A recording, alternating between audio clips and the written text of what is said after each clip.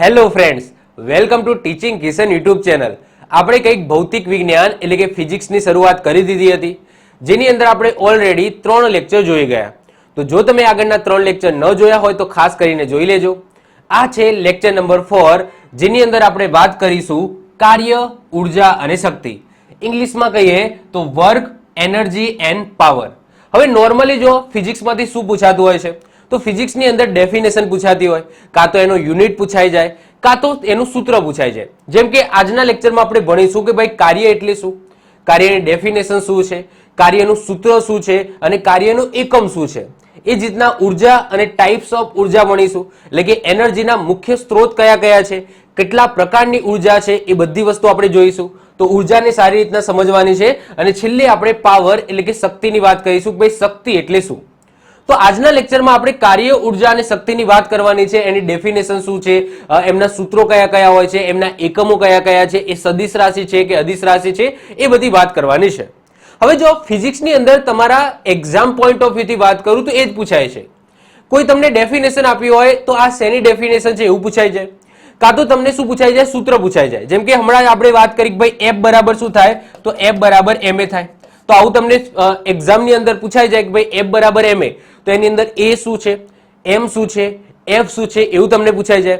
બાકી તમને શું પૂછાઈ જાય, એફ એટલે કે ફોર્સ છે, બળ છે, તો બળનો એકમ શું છે એવું તમને પૂછાઈ જાય. તો એકમો છે એ પૂછાઈ જતો હોય છે. અને સદિશ અને અદિશ રાશિ કોને કહેવામાં આવે, કઈ રાશિ સદિશ છે, કઈ રાશિ અદિશ છે, તો આ ટાઈપના ક્વેશ્ચનો છે એ ફિઝિક્સમાંથી પૂછાતા હોય છે.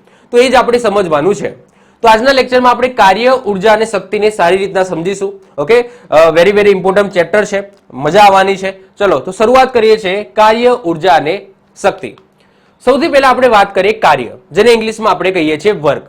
હવે આ ટર્મ તો નોર્મલી આપણે રોજિંદા જીવનની અંદર યુઝ કરતા હશો, ભાઈ તમે કાર્ય કેટલું કર્યું, આપણે બોલતા હોઈએ છીએ કામ કેટલું કર્યું, તો બસ કામ કહો અથવા કાર્ય કહો અથવા તો વર્ક કહો.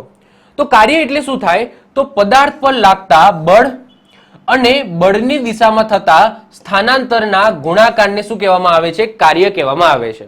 હવે સિમ્પલ વસ્તુ, અહીંયા એક પેટી પડેલી છે, અહીંયા એક પેટી પડેલી છે. તો આ પેટી છે, આ પેટીને મારે અહીંયાથી અહીંયા લઈ જવી છે. ઓકે, અહીંયાથી અહીંયા લઈ જવી છે. તો આ પેટીને હું શું કરીશ, ઊંચી કરીશ, ત્યાં લઈ જઈશ અને ત્યાં મૂકી દઈશ. તો આ મેં શું કર્યું, તો આ મેં કાર્ય કર્યું. તો આમાં શેની જરૂર પડી, તો બે વસ્તુની જરૂર પડી. શું થયું, સૌથી પહેલા તો મેં બળ લગાવ્યું. શું લગાવ્યું, બળ એટલે કે એફ લગાવ્યું. અને બળ લગાવ્યા પછી શું થયું, તો આ જે પેટી છે એ પેટીનું સ્થાનાંતર કરી શક્યો, એટલે કે આ જગ્યાએથી આ જગ્યાએ લઈ શક્યો. તો સિમ્પલ વસ્તુ છે કે કાર્ય એટલે શું થાય, તો કાર્ય એટલે તમે જે બળ લગાવ્યું છે અને જે દિશામાં તમે બળ લગાવ્યું છે એ દિશામાં જે વસ્તુ છે એનું સ્થાનાંતરણ થયું, તો આ બંનેનો તમે ગુણાકાર કરો તો તમને શું મળી જાય, કાર્ય મળી જાય.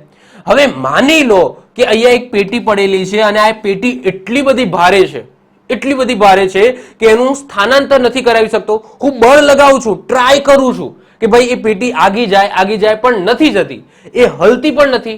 તો મેં બળ લગાવ્યું છે પરંતુ કાર્ય થયું કે નહીં, તો કાર્ય નથી થયું. તો એનો મતલબ શું, સ્થાનાંતર 0 થયો છે.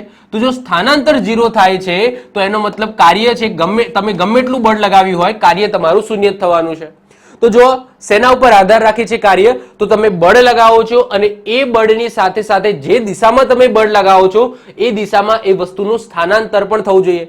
જો સ્થાનાંતર નથી થતું, માત્ર તમે બળ લગાવો છો, તો એ કાર્ય કર્યું કહેવાય નહીં. ઓકે, પેટી ત્યાં ને ત્યાં જ છે, તમે કશું કાર્ય નથી કર્યું. ભલે તમે બળ લગાવ્યું પરંતુ પેટી તો ક્યાં હલી છે. ઓકે, તો સિમ્પલ ડેફિનેશન છે કે ભાઈ કાર્ય એટલે શું થાય, તો બળ ગુણ્યા સ્થાનાંતર થશે. કાર્ય એ કેવી રાશિ છે, તો યાદ રાખજો કાર્ય એ અદિશ રાશિ છે. એને દિશાની જરૂર નથી. હું તમને કહી દઉં કે ભાઈ આ પેટી છે, મેં અહીંયાથી ઊંચી કરીને આ બાજુ મૂકી દીધી. ઓકે, તો આમાં દિશાની જરૂર પડી ના. ઓકે, તો સિમ્પલ વસ્તુ છે કે આ કેવી રાશિ છે, અદિશ રાશિ છે. કાર્યનો એકમ યાદ રાખજો ન્યૂટન ગુણ્યા મીટર છે. અહીંયાથી પણ તમે ડિરાઈવ કરી શકો. એફ એટલે કે બળ, બળનો એકમ શું છે, ન્યૂટન છે, આપણે જોઈ ગયા હતા લાસ્ટ લેક્ચરમાં. અને સ્થાનાંતરનો એકમ કયો થશે, મીટર થશે. તો ન્યૂટન ગુણ્યા મીટર એ કાર્યનો એકમ છે. પરંતુ કાર્યનો એસઆઈ એકમ પૂછાય તો યાદ રાખજો શું આવશે, જૂલ આવશે. આ તો તમે એની જે ડેફિનેશન છે, જે સૂત્ર છે એના ઉપરથી આ કહેવાય કે યુનિટ લાવ્યા, ન્યૂટન ગુણ્યા મીટર. પરંતુ એનો પ્રોપર એસઆઈ એકમ કયો છે, તો યાદ રાખજો જૂલ છે. તો 1 જૂલ બરાબર શું થાય, તો 1 જૂલ બરાબર 1 ન્યૂટન ગુણ્યા મીટર થઈ જશે. ઓકે, તો 1 જૂલ બરાબર 1 ન્યૂટન ગુણ્યા મીટર થવાનું છે. તો યાદ રાખજો, કાર્યમાંથી બસ આટલી વસ્તુ યાદ રાખવાની છે. કાર્યનું સૂત્ર શું છે? તો W બરાબર FD. શું? W બરાબર FD. F શું છે? બળ છે. D શું છે? સ્થાનાંતર છે. યાદ રાખીશું. કાર્ય કેવી રાશિ છે? અદિશ રાશિ છે. દિશાની જરૂર નથી. કાર્યનું એકમ તમારે ખાસ યાદ રાખવાનું છે. કાર્યનો એકમ શું છે? જૂલ છે. ઓકે, અને 1 જૂલ બરાબર શું થાય? ન્યૂટન ગુણ્યા મીટર થશે. અને ન્યૂટન બધાને ખબર છે શેનો એકમ છે? તો બળનો એકમ છે. ક્લિયર? તો કાર્ય એટલે સિમ્પલ વસ્તુ છે કે ભાઈ ડેફિનેશન ઉપરથી જ ખબર પડી જાય છે કે તમે બળ લગાવો છો અને બળની દિશામાં સ્થાનાંતર થાય છે તો એ બંનેના ગુણાકારને શું કહેવામાં આવે છે? બળ કહેવામાં આવે છે. ક્લિયર? ચલો વધીએ છીએ હવે આગળ. હવે વાત કરીએ ઉર્જા, જેને ઇંગ્લિશમાં આપણે કહીએ છીએ એનર્જી. હવે એનર્જી છે ને એ ઘણી બધી પ્રકારની હોય. બધા પ્રકાર આપણે સમજવાના છે વન બાય વન. સૌથી પહેલા ઉર્જા એટલે શું? તો પદાર્થની કાર્ય કરવાની ક્ષમતાને પદાર્થની ઉર્જા કહેવામાં આવે છે. ઓકે, તમે કાર્ય કરી શકો છો એ તમારી ક્ષમતા છે. એ ક્ષમતાને શું કહેવામાં આવે છે? ઉર્જા કહેવામાં આવે છે. કહીએ છીએ ને કે મારા જોડે એટલી ઉર્જા છે તો હું આનેથી આમ કરી નાખીશ, મારા જોડે એટલી એનર્જી છે તો આમનું આમ કરી નાખીશ. તો એ શું છે? તો કાર્ય કરવાની ક્ષમતા. ઓકે, તો તમારા શરીરમાં જે કાર્ય કરવાની ક્ષમતા હોય એને જ શું કહેવામાં આવે? ઉર્જા કહેવામાં આવે છે. ઇંગ્લિશમાં આપણે એનર્જી કહીએ છીએ. ઉર્જાનો પણ એકમ યાદ રાખજો, જૂલ છે. જે રીતના કાર્યનો એકમ જૂલ છે એ જ રીતના ઉર્જાનો એકમ પણ જૂલ થશે. ઉર્જા એ કેવી રાશિ છે? તો ઉર્જા પણ અદિશ રાશિ છે. ઓકે, ઉર્જા પણ યાદ રાખજો અદિશ રાશિ છે. ઉર્જાનો એક બીજો પણ એકમ છે, યાદ રાખજો, અર્ઘ. શું છે? અર્ઘ. અને જૂલ અને અર્ઘ વચ્ચે શું સંબંધ છે? તો યાદ રાખજો, એક્ઝામની અંદર બનેલું ક્વેશ્ચન, 1 જૂલ બરાબર ખાલી જગ્યા અર્ઘ થાય તો 10⁷ અર્ઘ થશે. તો યાદ રાખજો, ઉર્જાના બે એકમ છે. જૂલ તો સેજ, જૂલ એ એસઆઈ એકમ છે. એના સિવાય પણ એક બીજો એકમ છે અર્ઘ. અને જૂલ અને અર્ઘ વચ્ચે સંબંધ શું છે? તો 1 જૂલ બરાબર 10⁷ અર્ઘ થાય. વેરી ઇમ્પોર્ટન્ટ છે, યાદ રાખીશું. વીજળીના બલ્બમાં આવતા વિદ્યુત ઉર્જાના એકમ તરીકે શું લેવામાં આવે છે? યુનિટ લેવામાં આવે છે. તમારા ઘરે મીટર તો હશે જ. ઓકે, ઇલેક્ટ્રિસિટી આવતી હશે તો એમાં જે માપન થાય છે એ શેમાં માપન થાય છે? તો કિલોવોટ અવરની અંદર માપન થાય છે, જેને 1 યુનિટ કહેવામાં આવે છે. તો યાદ રાખજો, 1 કિલોવોટ અવર એટલે શું થાય? 1 યુનિટ થશે. આપણે કહીએ છીએ ને કેટલા યુનિટ બળ્યું ભાઈ. ઓકે, તો તમને અહીંયા તમારું લાઇટ બિલ આવે તો લાઇટ બિલમાં લખેલું હશે કે ભાઈ 700 યુનિટ બળ્યું, કે ભાઈ 500 યુનિટ બળ્યું, કે ભાઈ 200 યુનિટ બળ્યું, કે જે પણ હોય તો યુનિટની અંદર લખવામાં આવશે. અને એ યુનિટ એટલે શું? તો 1 કિલોવોટ અવર. તો 1 કિલોવોટ અવર એટલે 1 યુનિટ થાય. ક્લિયર? તો એ પણ તમને ખબર હોવી જોઈએ. હવે જો ઉર્જાના ઘણા બધા પ્રકારો છે. અહીંયા તમે જોઈ શકો છો, થર્મલ એનર્જી હોય, પછી રેડિયન્ટ એનર્જી હોય, લાઇટ એનર્જી હોય, પછી કેમિકલ એનર્જી હોય, ન્યુક્લિયર એનર્જી હોય, ઇલેક્ટ્રિકલ એનર્જી હોય, ગ્રેવિટેશનલ એનર્જી હોય, જે આપણે લાસ્ટ લેક્ચરમાં ભણી ગયા, મિકેનિકલ એનર્જી હોય. તો આ બધી એનર્જી આપણે ભણવાની છે વન બાય વન. તો અહીંયા જો એના પ્રકાર પણ લખેલા છે. વિદ્યુત ઉર્જા હોય, પછી રાસાયણિક ઉર્જા હોય, ઉષ્મા ઉર્જા હોય, યાંત્રિક ઉર્જા હોય. યાંત્રિક ઉર્જા એટલે કે ગતિ ઉર્જા પ્લસ સ્થિતિ ઉર્જા, જેને શું કહેવામાં આવે છે? યાંત્રિક ઉર્જા કહેવામાં આવે છે. પછી ન્યુક્લિયર ઉર્જા હોય અને દ્રવ્યમાન ઉર્જા હોય. હવે આ બધી ઉર્જાના પ્રકાર છે એ આપણે જોવાના છે. અમુક પ્રકાર છે, અમુક એના સોર્સ છે. તો એ આપણે સમજવાના છે કે કયા કયા ઉર્જાના સોર્સ છે અને કયા કયાના પ્રકારો છે. તો વેરી વેરી ઇમ્પોર્ટન્ટ છે, સમજીએ આપણે વન બાય વન એક એક કરીને. સૌથી પહેલા વાત કરીશું યાંત્રિક ઉર્જા. ઓકે, જે યાંત્રિક ઉર્જા છે એને આપણે પહેલા સમજી લઈએ. તો યાંત્રિક ઉર્જા એટલે શું? તો જે ગતિ ઉર્જા છે પ્લસ સ્થિતિ ઉર્જા છે તો એને જ કહેવામાં આવે છે યાંત્રિક ઉર્જા. ઓકે, તો ગતિ ઉર્જા, જેને ઇંગ્લિશમાં કાઇનેટિક એનર્જી કહેવામાં આવે છે, તો ગતિ ઉર્જા પ્લસ સ્થિતિ ઉર્જા અને આ બંનેનો સરવાળો થાય તો એને શું કહેવામાં આવે છે? યાંત્રિક ઉર્જા કહેવામાં આવે છે. ઇઝ ઇક્વલ ટુ અચળ પણ થવાનું છે. હવે સૌથી પહેલા આ બે વસ્તુ સમજી જાઓ એટલે તમને યાંત્રિક ઉર્જા ખબર પડી જાય. તો સૌથી પહેલા આપણે વાત કરીશું ગતિ ઉર્જા એટલે શું, એના પછી વાત કરીએ કે સ્થિતિ ઉર્જા એટલે શું. તો સૌથી પહેલા વાત કરીએ ગતિ ઉર્જા, જેને ઇંગ્લિશમાં કાઇનેટિક એનર્જી કહેવામાં આવે. તો ગતિ ઉર્જા એટલે શું? તો પદાર્થની ગતિમાન અવસ્થા સાથે સંકળાયેલી ઉર્જાને એની ગતિ ઉર્જા કહેવામાં આવે છે. જેમ કે ધનુષમાંથી છોડેલ બાણ, ડેમમાંથી છોડેલ પાણી, એની અંદર કઈ ઉર્જા રહેલી હોય છે? તો ગતિ ઉર્જા રહેલી હોય છે. સિમ્પલ વસ્તુ કે અહીંયા મારા જોડે ધનુષ છે. આ ધનુષમાંથી જે બાણ છે હું પાછળની તરફ ખેંચું છું. હવે એની અંદર સ્થિતિ ઉર્જા આવી ગઈ છે, અત્યારે સ્થિર છે, પણ જે બાણ છે એ મેં પાછળની તરફ ખેંચેલું છે.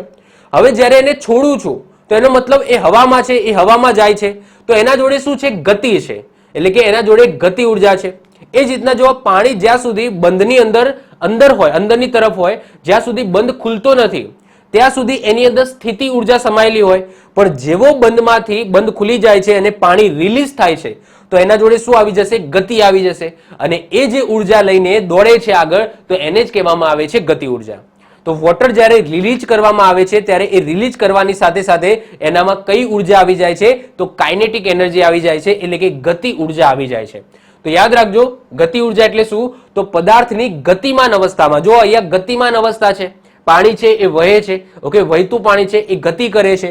એ જ રીતના અહીંયાથી જ્યારે તમે બાણ છોડશો તો બાણ છોડો એટલે જે બાણ છે એ ગતિમાં આવશે, તો એનો મતલબ શું? એની અંદર પણ કેવી ઉર્જા હશે? તો ગતિ ઉર્જા હશે. હવે ગતિ ઉર્જાનું એક સૂત્ર પણ છે. સૂત્ર એવું છે કે 1/2 mv². એમાં m છે એ એનું દળ છે અને v શું દર્શાવે છે? એનો વેગ દર્શાવે છે. તો ગતિ ઉર્જા છે એ શેના ઉપર આધાર રાખે છે? તો જે વસ્તુ છે એના દળ અને એનું જે વેગ છે એના ઉપર આધાર રાખે છે. તો ગતિ ઉર્જાનું સૂત્ર પણ આપણે યાદ રાખી દઈશું, 1/2 mv². ક્લિયર? વેરી ઇમ્પોર્ટન્ટ છે, યાદ રાખીશું. અહીંયા તમે જોઈ શકો છો, અહીંયા પણ અહીંયા લખેલું છે પોટેન્શિયલ એનર્જી. આ પોટેન્શિયલ એનર્જીનો મતલબ શું થાય? સ્થિતિ ઉર્જા થાય. શું થાય? સ્થિતિ ઉર્જા થાય. તો અહીંયા તમે જુઓ કે અહીંયા જે પહાડ જેવું છે, પહાડ સમજી લો, તો અહીંયા એક માણસ છે એ પહાડ ચડે છે, એનો મતલબ શું? કે એના અંદર એનર્જી છે એ એનર્જીનો સંગ્રહ થાય છે. હવે જ્યારે આ સ્થાન ઉપર આવી જશે ત્યારે એનામાં સ્થિતિ ઉર્જા આવી જશે. એનામાં ઉર્જા છે પણ સ્થિતિ સ્વરૂપે છે, એટલે કે ત્યાં ને ત્યાં જોડાયેલી છે અત્યારે. પણ જ્યાંથી એ રગડશે ત્યારે એનામાં કઈ એનર્જી આવી જશે? તો યાદ રાખજો, કાઇનેટિક એનર્જી આવી જશે. ક્લિયર? જો સૌથી હવે સ્થિતિ ઉર્જા સમજી લો એટલે તમને આઈડિયા આવી જશે. તો સ્થિતિ ઉર્જા એટલે શું? તો એને ઇંગ્લિશમાં પોટેન્શિયલ એનર્જી કહેવામાં આવે છે. તો પદાર્થની સ્થિર અવસ્થા સાથે સંકળાયેલી ઉર્જાને સ્થિતિ ઉર્જા કહેવામાં આવે. જેમ કે બંધમાં જમા થયેલું પાણી, જો બંધ છે, આ બંધ છે અને એની અંદર આ જમા થયેલું પાણી છે, એની અંદર સ્થિતિ ઉર્જા રહેલી છે. ઉર્જા તો છે પરંતુ એને ગતિ ક્યારે મળશે? જ્યારે બંધ ખુલશે ત્યારે. એનો મતલબ શું? કે અત્યારે તમે બાણ છે ખેંચેલું છે, ઓકે, બાણ ખેંચેલું છે, એ રીતના આ બંધની અંદર પાણી જમા થયેલું છે. જેવું બંધ ખુલશે એ ઓટોમેટિક આ જે પાણી છે એની અંદર એક ઉર્જા આવી જશે. કઈ ઉર્જા? ગતિ ઉર્જા, અને એ વહેવાનું ચાલુ કરી નાખશે. તો અત્યારે કઈ ઉર્જા રહેલી છે? સ્થિતિ ઉર્જા રહેલી છે. એ જ રીતના સ્પ્રિંગની વાત કરીએ તો સ્પ્રિંગ જ્યારે દબાયેલી હોય ત્યારે એની અંદર કઈ ઉર્જા રહેલી હોય? તો યાદ રાખજો, સ્થિતિ ઉર્જા રહેલી હોય. પરંતુ તમે સ્પ્રિંગને છોડો છો તો તરત પોતાની ઓરિજિનલ અવસ્થામાં આવવાનો ટ્રાય કરશે, એટલે કે એની એનર્જી છે એ રિલીઝ થશે. તો દબાયેલી જે સ્પ્રિંગ છે તો એની અંદર કઈ ઉર્જા રહેલી હોય છે? તો સ્થિતિ ઉર્જા રહેલી હોય છે. સ્થિતિ ઉર્જાનું સૂત્ર શું છે? તો સ્થિતિ ઉર્જા U = mgh. એમાં mg અને h શું છે? તો m છે એ એનું દળ બતાવે છે, g છે એ ગુરુત્વ પ્રવેગ બતાવે છે અને h છે એ એની ઊંચાઈ દર્શાવે છે. તો આ સૂત્ર પણ આપણે યાદ રાખી લઈશું. સ્થિતિ ઉર્જા એટલે શું? mgh. અને યાદ રાખજો, ગતિ ઉર્જા એટલે શું? તો 1/2 mv². એટલે તમે સમજી શકો છો કે ગતિ ઉર્જા અને સ્થિતિ ઉર્જા છે એ એકબીજા સાથે સંકળાયેલી છે. કઈ રીતના? સિમ્પલ વસ્તુ છે. જેમ કે મેં અહીંયા બંધનું ઉદાહરણ આપ્યું, તો બંધમાંથી પાણી રિલીઝ થાય ત્યારે જે ઉર્જા હોય એને કઈ કહેવાય? તો એને ગતિ ઉર્જા કહેવામાં આવે. અને બંધમાં છે એ પાણી, ડેમ એટલે કે ડેમની અંદર જે પાણી છે એ હોય, હજુ રિલીઝ નથી થયું, તો ત્યારે એ પાણીની અંદર કઈ ઉર્જા હોય? તો સ્થિતિ ઉર્જા હોય. પણ છોડશો તો એનામાં કઈ ઉર્જા આવી જશે? તો ગતિ ઉર્જા આવી જશે. એ જ રીતના મેં ધનુષનું ઉદાહરણ પણ આપ્યું. તો ધનુષ છે એમાં જે બાણ છે એ તમે ખેંચો છો તો આ સમયે એનામાં કઈ ઉર્જા છે? સ્થિતિ ઉર્જા છે. પરંતુ એ બાણને તમે રિલીઝ કરો છો જ્યારે તે હવામાં હોય છે, ગતિમાં હોય છે, ત્યારે એનામાં કઈ ઉર્જા હશે? તો ગતિ ઉર્જા હશે. અને એ બંનેનો સરવાળો થાય ત્યારે કઈ ઉર્જા બને? તો ત્યારે બને છે યાંત્રિક ઉર્જા. કઈ બને છે? યાંત્રિક ઉર્જા બને છે. ક્લિયર? તો આઈ હોપ સો તમે ગતિ ઉર્જા અને સ્થિતિ ઉર્જા છે એ તમને ખ્યાલ આવી ગયો હશે. ઓકે, વધે છે આગળ. એના પછી આવે છે ન્યુક્લિયર ઉર્જા, પરમાણુ ઉર્જા. ઓકે, ન્યુક્લિયર ઉર્જા, પરમાણુ ઉર્જાની વાત કરીએ તો પરમાણુના કેન્દ્ર એટલે કે ન્યુક્લિયસ, કેન્દ્રને શું કહેવામાં આવે? ન્યુક્લિયસ કહેવામાં આવે. એની સાથે સંકળાયેલી ઉર્જાને શું કહેવામાં આવે? ન્યુક્લિયર ઉર્જા કહેવામાં આવે. અને ન્યુક્લિયર ઉર્જા કઈ રીતના ઉત્પન્ન થાય? તો પરમાણુનું વિખંડન થાય અથવા તો પરમાણુનું સંલયન થાય. તો સંલયન થાય અથવા તો વિખંડન થાય. ઇંગ્લિશમાં કેવું હોય? તો ફ્યુઝન થાય અથવા તો ફ્યુઝન થાય.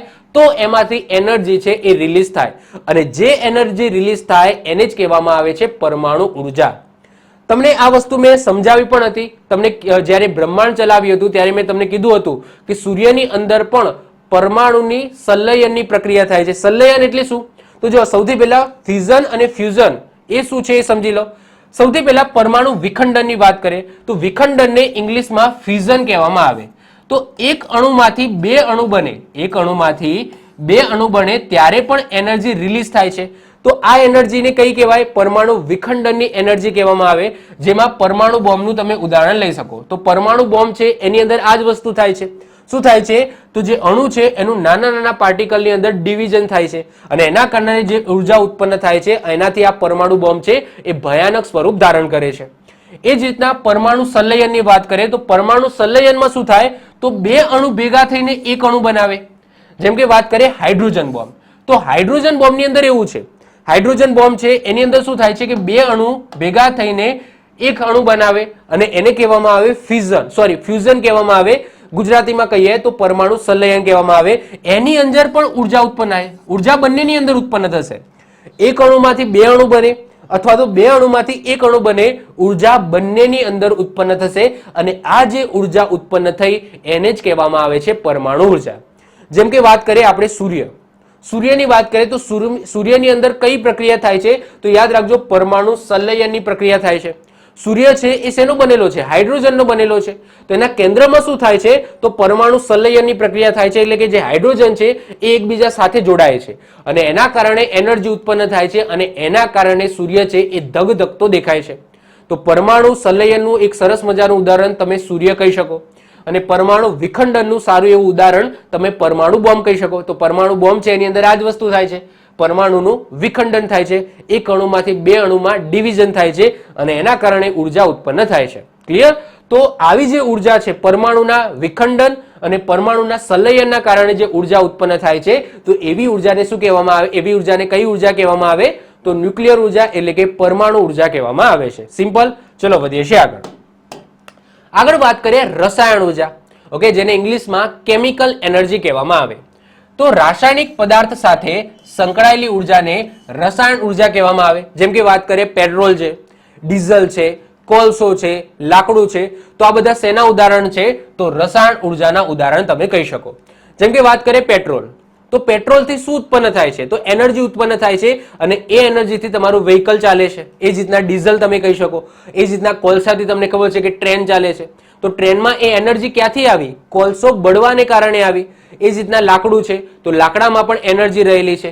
તો પેટ્રોલ, ડીઝલ, કોલસો, લાકડું આ બધા શેના ઉદાહરણ છે? તો રસાયણ ઉર્જાના ઉદાહરણ છે. અને કોલસાની વાત કરીએ તો 1 kg કોલસાનું દહન થાય એનાથી કેટલી ઉર્જા મુક્ત થાય છે? તો 3 × 10⁷ જૂલ ઉર્જા મુક્ત થાય છે. તો યાદ રાખજો, તમને ખબર છે કે અત્યારે તો કોલસાની ટ્રેન નથી આવતી, પરંતુ પહેલા તો કોલસાની ટ્રેન આવતી હતી. તો એ કોલસાની ટ્રેનમાં શું થતું હતું? તો એ ટ્રેન શેના લીધે ચાલતી હતી? કોલસાથી ચાલતી હતી. એટલે કે આ ટ્રેનને ચલાવવા માટે શેની જરૂર પડતી હતી? કોલસાની જરૂર પડતી હતી. અને 1 kg જ્યારે કોલસો છે એનું દહન થતું હતું ત્યારે કેટલી ઉર્જા રિલીઝ થતી હતી? તો 3 × 10⁷ જૂલ એનર્જી રિલીઝ થતી હતી. ક્લિયર? તો આ બધા શેના ઉદાહરણ તમે કહી શકો? તો રસાયણ ઉર્જાના ઉદાહરણ તમે કહી શકો છો. આગળ વાત કરીએ વિદ્યુત ઉર્જા, જેને ઇંગ્લિશમાં કહેવામાં આવે છે ઇલેક્ટ્રિકલ એનર્જી.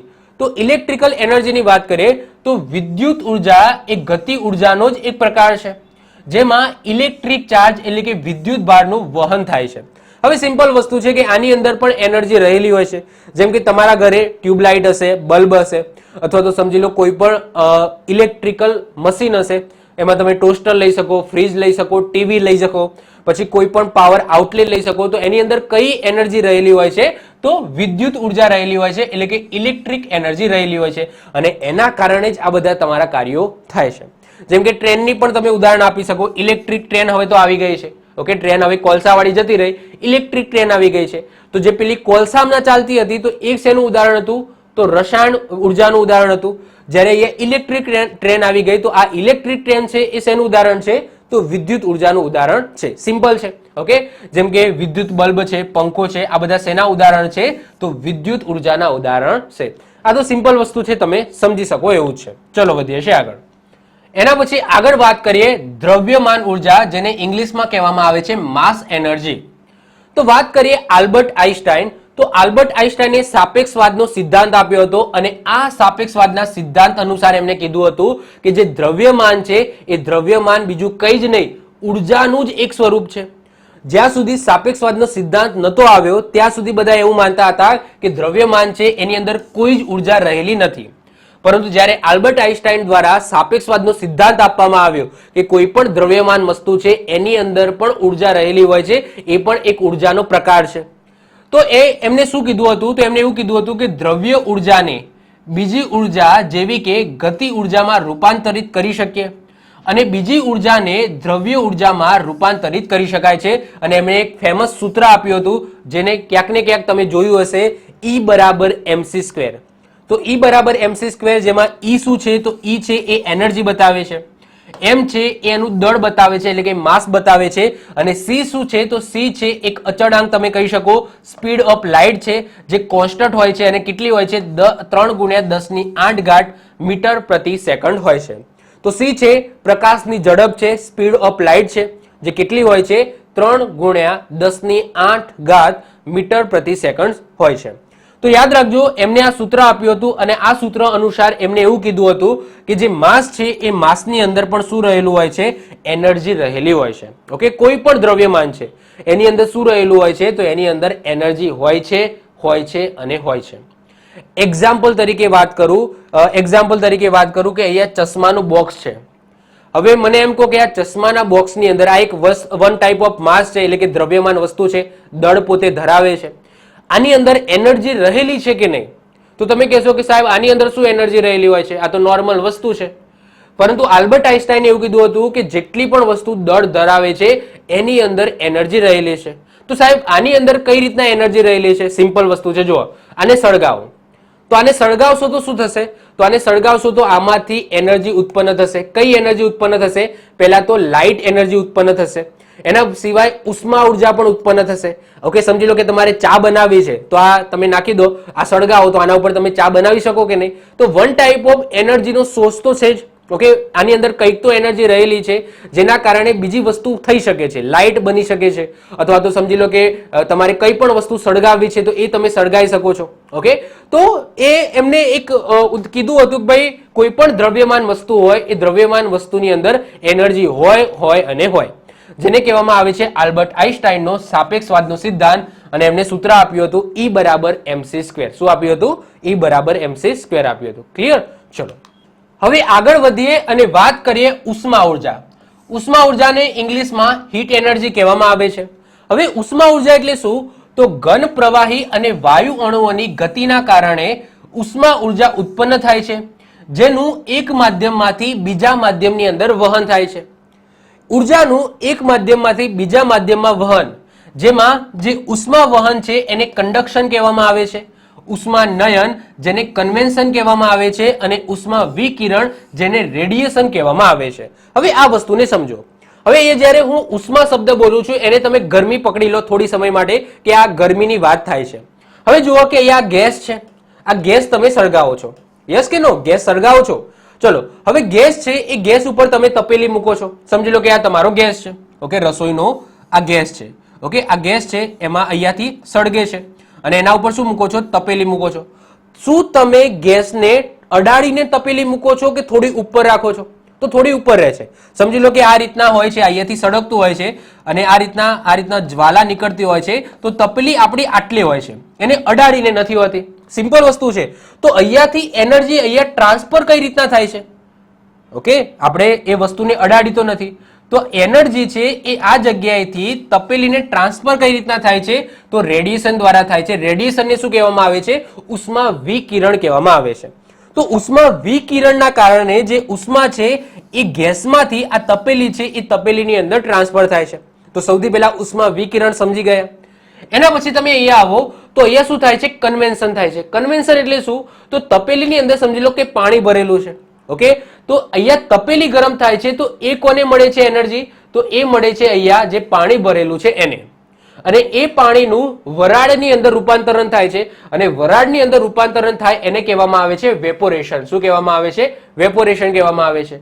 અને અહીંયા વાત કરીએ કન્ડક્શન. કન્ડક્શનનો મતલબ શું? કે આપણે ગરમી છે એ કોને આપીએ છીએ? તપેલીને આપીએ છીએ.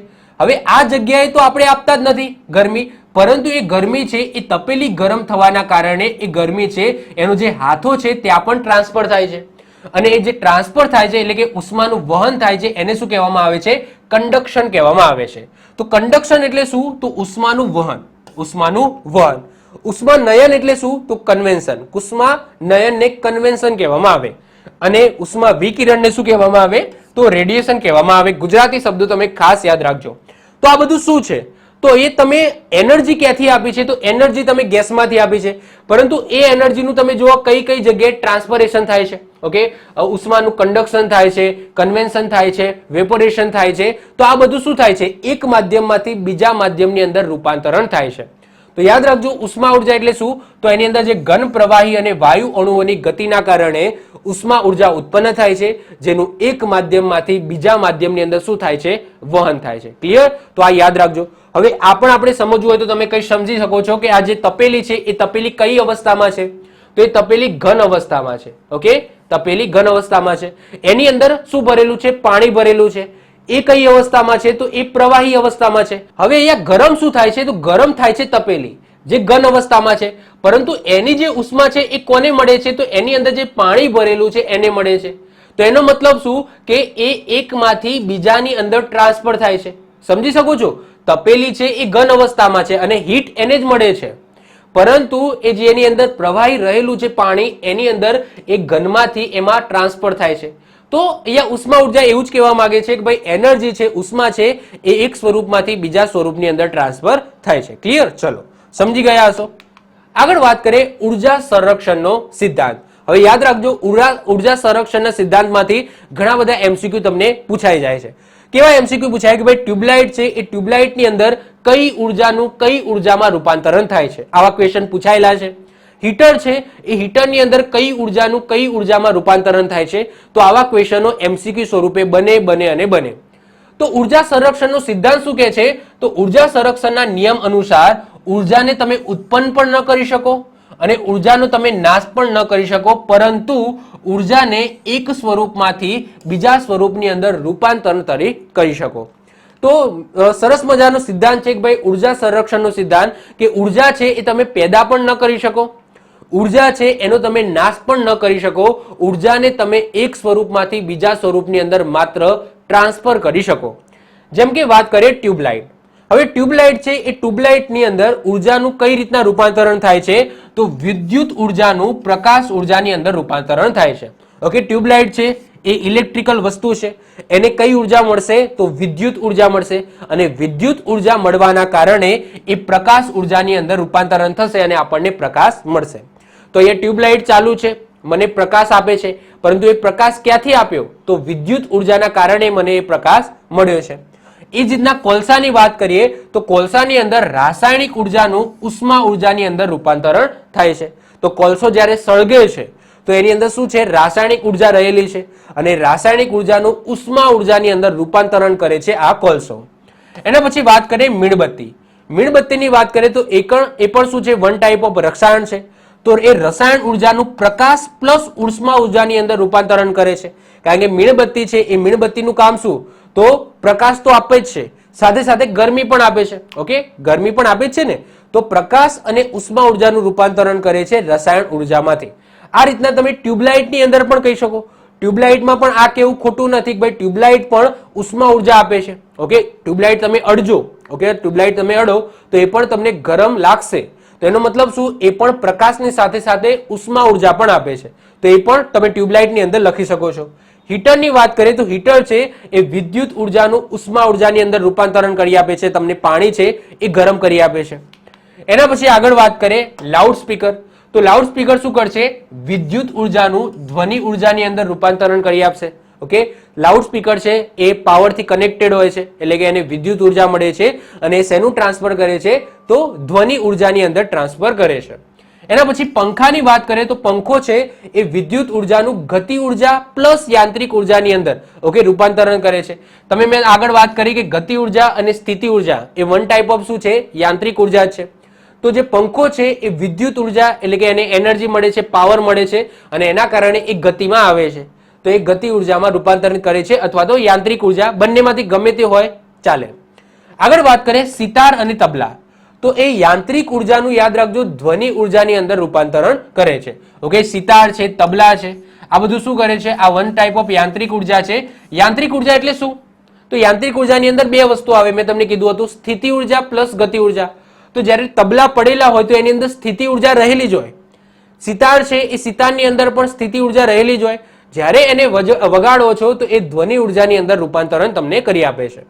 એના પછી માઇકની વાત કરીએ તો એ ધ્વનિ ઉર્જાનું વિદ્યુત ઉર્જામાં રૂપાંતરણ કરશે. માઇક એટલે અહીંયા વાત થાય છે માઇક્રોફોનની, એટલે કે માઇકની વાત થાય છે. જેમ કે અહીંયા મારા કોલર ઉપર લગાવેલું છે માઇક, તો એ માઇક શું કરશે? તો ધ્વનિ ઉર્જા એટલે કે હું જે બોલું છું એનું યાંત્રિક ઉર્જામાં રૂપાંતરણ કરીને મને કમ્પ્યુટરની અંદર બતાવશે. તો એ વિદ્યુત ઉર્જા છે, સોરી યાંત્રિક ઉર્જાને વિદ્યુત ઉર્જામાં. તો ધ્વનિ ઉર્જા છે એ ધ્વનિ ઉર્જાનું શેમાં રૂપાંતરણ થાય છે? તો વિદ્યુત ઉર્જામાં રૂપાંતરણ થાય છે. એટલે કે મારું માઇક છે એ મારા માઇકમાંથી મારો વોઇસ જાય છે અને એ ક્યાં જશે? તો મારા કમ્પ્યુટરની અંદર જશે. એટલે કે એ શેના માધ્યમથી થયો? તો વન ટાઈપ ઓફ પાવર એટલે કે વિદ્યુતના માધ્યમથી ગયો છે. આગળ વાત કરીએ વૃક્ષ. વૃક્ષની વાત કરીએ તો એ પ્રકાશ ઉર્જાનું રસાયણ ઉર્જામાં રૂપાંતરણ કરશે. હવે એ કઈ રીતના?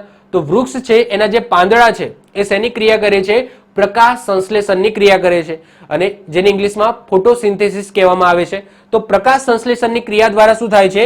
તો પ્રકાશ ઉર્જાનું રસાયણ ઉર્જાની અંદર રૂપાંતરણ કરવામાં આવે છે. જે આપણે કહીએ છીએ કે વૃક્ષો પોતાનો ખોરાક જાતે બનાવે છે. ઓકે, તો એ શું થાય છે? તો પ્રકાશ છે એ એનર્જી મેળવે છે પ્રકાશ દ્વારા, સૂર્યપ્રકાશ દ્વારા, અને એનું પછી રસાયણ ઉર્જાની અંદર પોતાનો ખોરાક બનાવે છે. એના પછી વાત કરીએ પવનચક્કી. તો પવનચક્કી શું કરે છે? પવન ઉર્જાનું વિદ્યુત ઉર્જાની અંદર રૂપાંતરણ કરે છે. સોલર કુકર શું કરે છે? તો સૌર ઉર્જાનું ઉષ્મા ઉર્જાની અંદર રૂપાંતરણ કરે છે. સોલર સેલ શું કરે છે? તો સૌર ઉર્જાનું વિદ્યુત ઉર્જાની અંદર રૂપાંતરણ કરે છે. સોલર કુકર તો હવે જો કે જોવા નથી મળતા, પહેલા હતા. ઓકે, સોલર કુકર છે તડકામાં મૂકી દેવામાં હોય અને એની અંદર જે ખોરાક હોય એ ઓટોમેટિક સૂર્યપ્રકાશથી બની જતું હોય છે. તેમાં શું થાય? સૌર ઉર્જા છે સૂરજમાંથી ઉર્જા મેળવીને અંદર જે જમવાનું હોય છે, ખાવાનું હોય છે એ બનાવી દે, એટલે કે ઉષ્મા ઉર્જામાં રૂપાંતરણ કરી દે. સોલર સેલ એટલે તમે કહી શકો અત્યારે જે આવી ગયા છે સોલર સેલ. તો સોલર સેલમાં શું થાય છે? તો સૂરજમાંથી ઉર્જા મેળવીને એનું વિદ્યુત ઉર્જામાં રૂપાંતરણ કરી દેવામાં આવે છે. ક્લિયર? ચલો હવે આગળ વધીએ. છેલ્લો ટોપિક જોઈએ એ છે શક્તિ, જેને ઇંગ્લિશમાં આપણે કહીએ છીએ પાવર. હવે શક્તિ અથવા તો પાવર એટલે શું? તો એકમ સમયમાં કાર્ય કરવાના દરને શું કહેવામાં આવે છે? શક્તિ અથવા તો પાવર કહેવામાં આવે છે. એનું સૂત્ર શું છે? તો એનું સૂત્ર કંઈક આવું છે કે પાવર બરાબર કાર્ય ભાગ્યા સમય. હવે કાર્ય આપણે આગળ જોઈ ગયા. W બરાબર શું થાય? FD થાય. શું થાય? FD થાય. F એટલે શું થશે? તમારું બળ થશે. અને D એટલે શું થશે? તો D એટલે તમારું થશે સ્થાનાંતર. શું થશે? સ્થાનાંતર. અને F એટલે શું થઈ જશે? તો F એટલે તમારું થઈ જશે બળ. શું થઈ જશે? બળ થઈ જશે. તો બળ અને સ્થાનાંતરના ગુણાકારને શું કહેવામાં આવે છે? કાર્ય કહેવામાં આવે છે. એને તમે સમય વડે ભાગી નાખો, એને તમે સમય વડે ભાગી નાખો તો તમને શું મળી જાય? પાવર મળી જાય. એટલે કે તમે જે કાર્ય કરો છો એ કેટલા સમયમાં કરો છો અને એનાથી તમારો પાવર નક્કી થશે. તમે કાર્ય કર્યું, ઓકે, તમે બળ લગાવ્યું અને એ બળના કારણે જે વસ્તુ છે એ એક જગ્યાએથી બીજી જગ્યાએ સ્થાનાંતર થઈ, પરંતુ એ કેટલા સમયમાં થઈ એ દર્શાવો તો એને શું કહેવામાં આવે? તમારો પાવર કહેવામાં આવે. હવે બે વ્યક્તિઓ છે, માની લો કે બે વ્યક્તિઓ છે.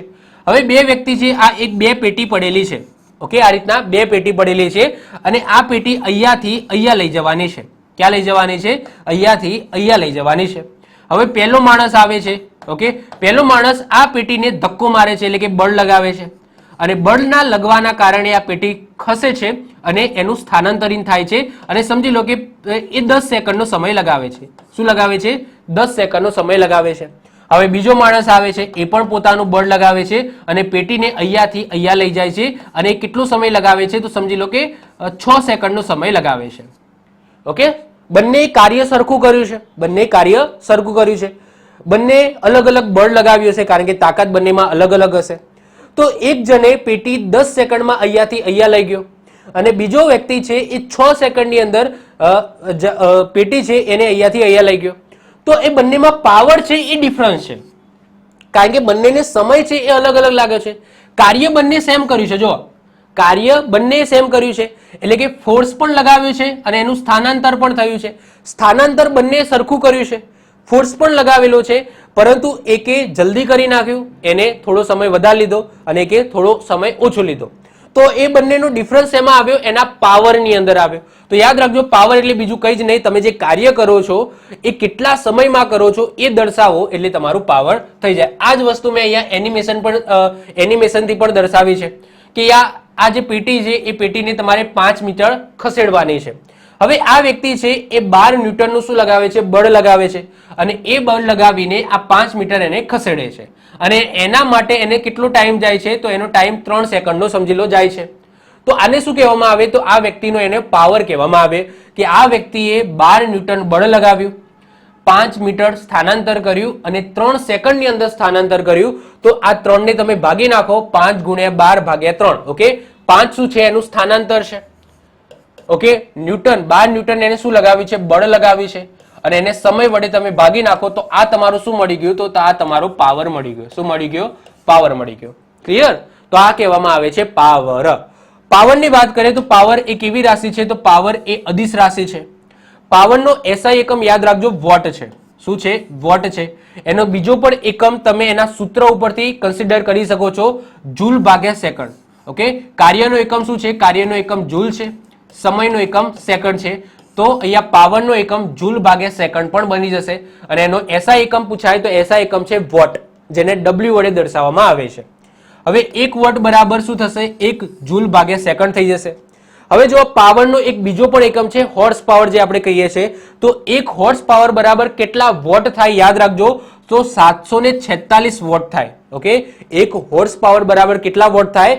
746 વોટ થાય. એના પછી 1 કિલો વોટ બરાબર કેટલા હોર્સ પાવર થશે? તો 1.34 એટલે કે 1.34 હોર્સ પાવર થશે. અને 1 યુનિટ બરાબર 1 કિલોવોટ અવર આગળ આપણે જોઈ ગયા હતા. અને 1 કિલોવોટ અવર બરાબર કેટલા જૂલ થશે? તો યાદ રાખજો, 3.6 ગુણ્યા 10⁶ ઘાત જૂલ થશે.